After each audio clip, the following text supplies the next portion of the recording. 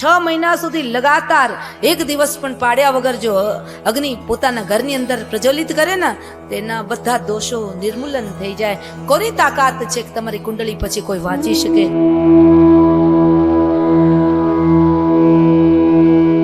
જે અગ્નિની જમાડે આખા જગતની જમાડવાનું પુણ્ય મળે. જેને ઘરે રોજ અગ્નિ પ્રજ્વલિત થાય એને ત્યાં ક્યારેક કદી દરિદ્રતા આવતી જ નથી. સદૈવ લક્ષ્મીજીનો વાસ રહે છે. અને જેમને ત્યાં અગ્નિ રોજને માટે પ્રગટે તેમને ત્યાંથી પિતૃદોષ, વાસ્તુદોષ, પ્રેત દોષ, તમારી કુંડળીમાં દોષો હશે તો જતા રહેશે. જે નિત્ય 6 મહિના સુધી લગાતાર એક દિવસ પણ પાડ્યા વગર જો અગ્નિ પોતાના ઘરની અંદર પ્રજ્વલિત કરે ને, તેના બધા દોષો નિર્મૂલન થઈ જાય. કોની તાકાત છે કે તમારી કુંડળી પછી કોઈ વાંચી શકે? જેના ઉપર અગ્નિ જ્વાલાની કૃપા વરસી જાય. જ્વાલાનું કામ જ છે કે બધું ભૂસી નાખવાનું, દહન કરી નાખવાનું. અને જ્વાલાનું નામ છે, એક અગ્નિ પાવક છે, તો એક અગ્નિ પોષક છે, તો એક અગ્નિ દાહક છે. પાપોમાંથી મુક્તિ અપાવે એટલા માટે એ પાવક છે. મેન તમે જે જમ્યા એ અન્ન જમ્યા, એ જમેલા અન્નને જે પોષક બનાવે એટલા માટે અગ્નિ પોષક પણ છે. અને બધાને અડવાની કોઈ હિંમત કરે પણ અગ્નિને અડવાની કોઈ હિંમત કરે? માયનો લાલ કોઈ હિંમત કરે? ના કરે. એટલે અગ્નિ દાહક પણ છે, દજાડી પણ દે. તમે કઈ પદ્ધતિથી એનો સદુપયોગ કરો છો એ મહત્વનું છે. એટલે તમારા ઘરની અંદર ગાયનું છાણું, જર્સી ગાય નહીં હો, હું જર્સી ગાયને ગાય જ નથી માનતી. ઘણા 70 વર્ષના થયા હોય પણ ઓરિજિનલ ગાય અને જર્સી ગાયમાં એને શું ભેદ છે કંઈ ખબર જ નથી પડતી. ઘણા કે અમે ગાયોની બહુ સેવા, અમારા ગામડે બહુ બધી સેવા કરીએ અને એક ટાઈમનું 5-5 લીટર દૂધ ભરી દે, 5-5 લીટર દૂધ ભરી દે, એ જર્સી ભરી દે.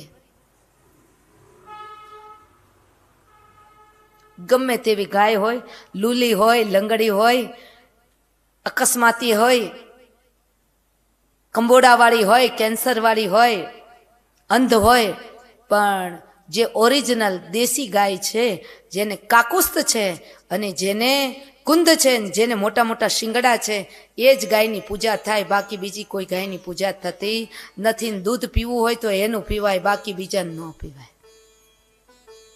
અને આ બધી ગાયો જે ગીર ગાય, સુવર્ણ કપિલા ગાય, અમારી સુવર્ણ કપિલા ગાય, હું એની પૂજા કરું.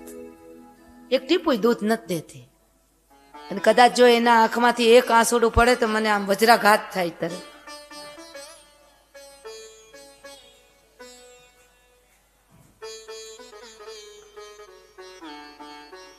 સુવર્ણ કપિલા ગાયની પૂજા, કૃષ્ણ કપિલા ગાયની પૂજા કઈ રીતના કરવી એ ગૌપુરાણની અંદર બતાવવામાં આવ્યું.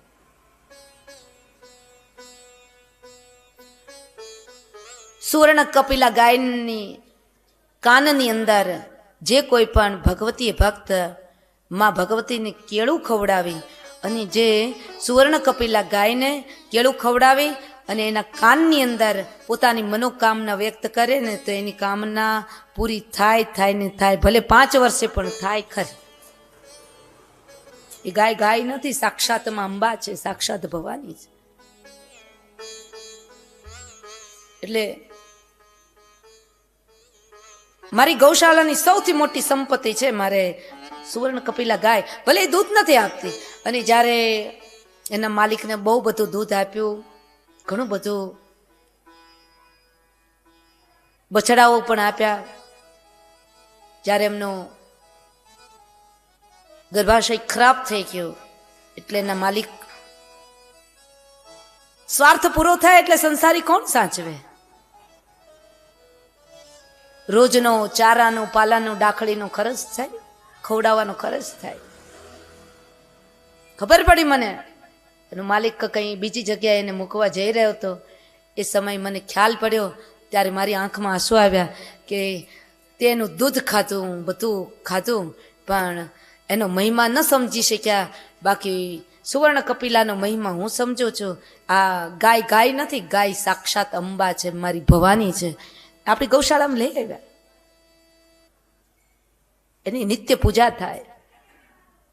મારી ગંગા ગાય ધામની અંદર જતી રહી ને તો એને મને દિલની અંદર બહુ રંજ થઈ ગયો હતો, દુઃખ થઈ ગયું હતું. પણ આ ગાય આવી ને એટલે ગંગા ગાયનું જે દુઃખ હતું એ ભૂલાઈ ગયું. હું કહું તું 100 વર્ષની થજે હો,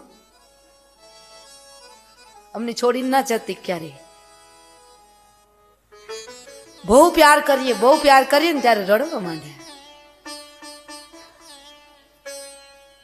એની આંખમાંથી આંસુ પડતા જોયા. કાશ ફરિયાદ હશે કે મારા માલિકને મેં આટલું બધું દૂધ આપ્યું, પણ છતાંય જ્યારે મારો સ્વાર્થ પૂરો થયો ત્યારે મને તરછોડી દીધી. ત્યારે હું કહું રડવાની જરૂર નથી. અહીંયા કેવા સરસ મજાના સચો દરરોજના લાડવા મળે, ગોળના પાણી મળે, શરબત મળે, પંખો છે. તમને કોઈ ખાસ એમ કોઈ કહેતું નથી.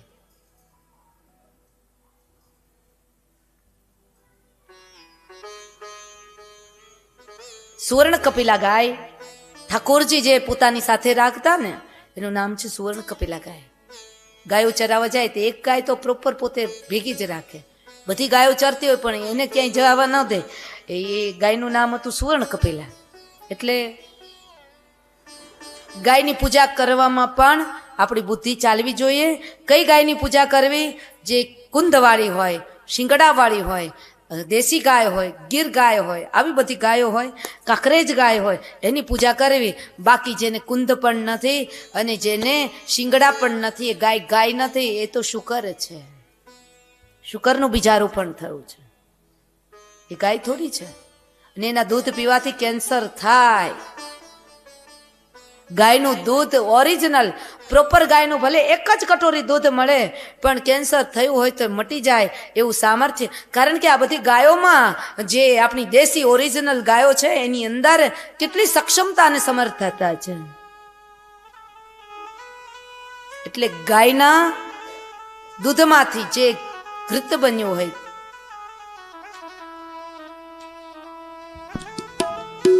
અને એ ઘીથી ગાયનું છાણું, અગ્નિ તો ત્યાં જ વસે.